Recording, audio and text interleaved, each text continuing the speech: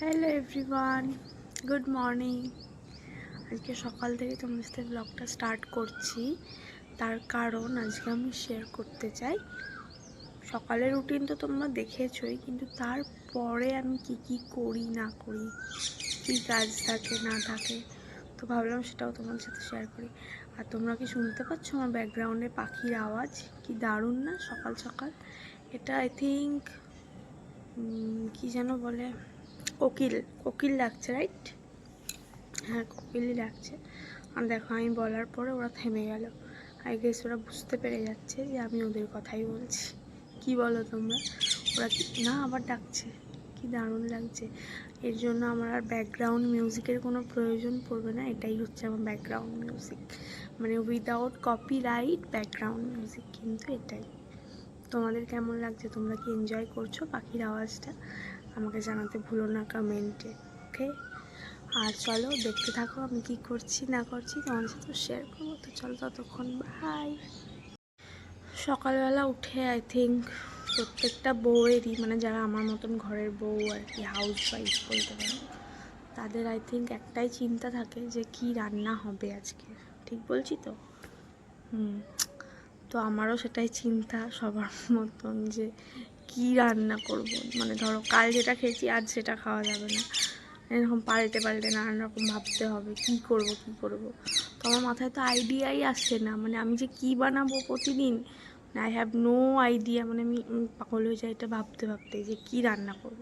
এক সকালে রান্না করলে বিকেলে চিন্তা, বিকেলে রান্না করলে তারপরের দিন সকালের চিন্তা, ব্রেকফাস্টে কী খাবো তার চিন্তা।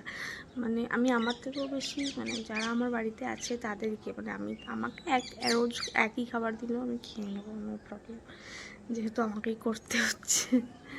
তো যাদের জন্য করব তাদের যাতে ভালো লাগে সেটাও মাথায় রাখতে হয়, তাই না? তো তোমাদের কারোর কি কোনো আইডিয়া আছে কি রান্না করা যায়? কমেন্ট করতে ভুলো না, ওকে? মানে নিত্য নতুন কোনো রান্নার রেসিপি, মানে ঘরোয়াই, মানে সাদা মাটা, কিন্তু বাট একটু অন্যরকম। এই যা প্রতিদিন কী খাবো আমার কোনো ধারণাই নেই। আমি কী রান্না করবো আমি বুঝতেই পারি না সত্যি, মানে যাই হোক। তো দেখো সকাল সকাল আমি স্নান টান করে নিয়েছি, তোমাদের যেমনটা বললাম যে আমি কী করছি দেখাবো। তো ফার্স্ট অফ অল আমি স্নান করে নিয়েছি, পুজো হয়ে গেছে। তো দুটো বড় বড় মেন কাজ কিন্তু কমপ্লিট। তো এবার আমি ভাত বসাবো। তো চলো বসিয়ে নিই, তারপর তোমাদের সাথে দেখা করছি। তো দেখো যেমনটা বললাম কিন্তু ভাত বসিয়ে দিয়েছি বন্ধুরা।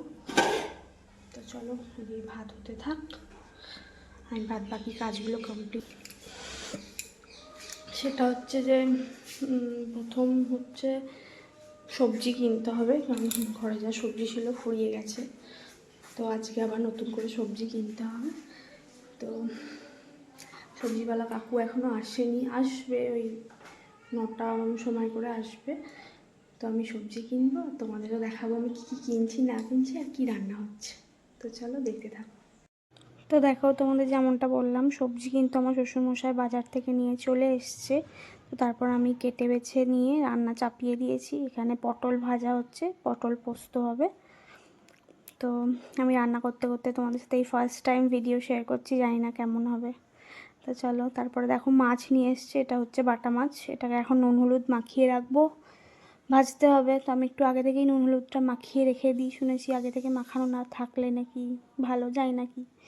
তারপর শাক ধুতে চলে এলাম। শাকটা আমি কলপাড়েই ধুই, কারণ বেসিনে ওই বালতির মধ্যে নিয়ে ধোয়াটা পসিবল হয় না। তো সেই জন্য, নাহলে শাকে প্রচণ্ড বালি থাকে, তো সেই জন্য আমি বালতিতে নিয়ে এসে বেসিন এই কলপাড়েই ধুচ্ছি শাকটা ধুয়ে নিই। তারপর চলো ঘরে গিয়ে আবার রান্নাবান্না কত দূর হলো তোমাদের দেখাচ্ছি। তো দেখো এদিকে আমার পটল পোস্ত, যেটা আমার খুব খেতে ভালো লাগে, সেটা কিন্তু অলমোস্ট রেডি। তো এখানে আমি ভাতের ফ্যান ঝরিয়ে নেব। তো ভাতের ফ্যান ঝরাতে ঝরাতে দেখো তোমাদের দিকেও একবার করে লুক দিচ্ছি।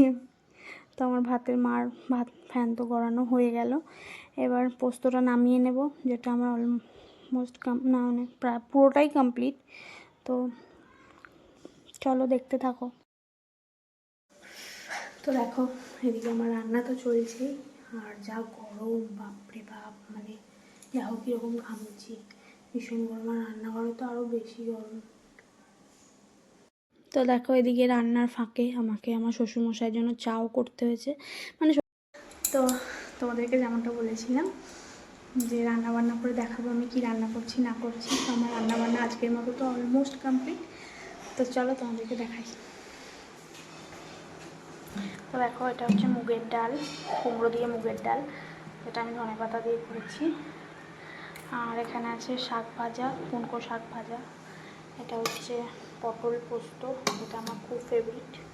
আর এখানে মাছ ভাজা হয়েছে, মাছের ঝাল করব, এটা এখনও হয়নি, বললাম অলমোস্ট কমপ্লিট, মানে আমার কিন্তু পুরোপুরি রান্না কমপ্লিট নয়, মাছের ঝাল করলে কমপ্লিট হয়ে যাবে। তো আমার দেওয়ার যেহেতু নেই, ও কলেজ গেছে, তো এইমাত্র আমি আর আমার শ্বশুরমশাই, তাই জন্য 4 পিস মাছই করেছি। তো এই হচ্ছে সাদা মাটা সিম্পল আমাদের লাঞ্চের মেনু, আর তার সাথে ভাত তো আছেই। তো চলো আজকের ব্লগটা এতটুকুই। আজকের ব্লগে তোমাদের যদি কিছু ভালো লেগে থাকে তাহলে ব্লগটা লাইক করো, কমেন্ট করো, আর আমার চ্যানেলটা সাবস্ক্রাইব করতে প্লিজ ভুলো না। তো দেখা হচ্ছে পরের ব্লগে, ততক্ষণ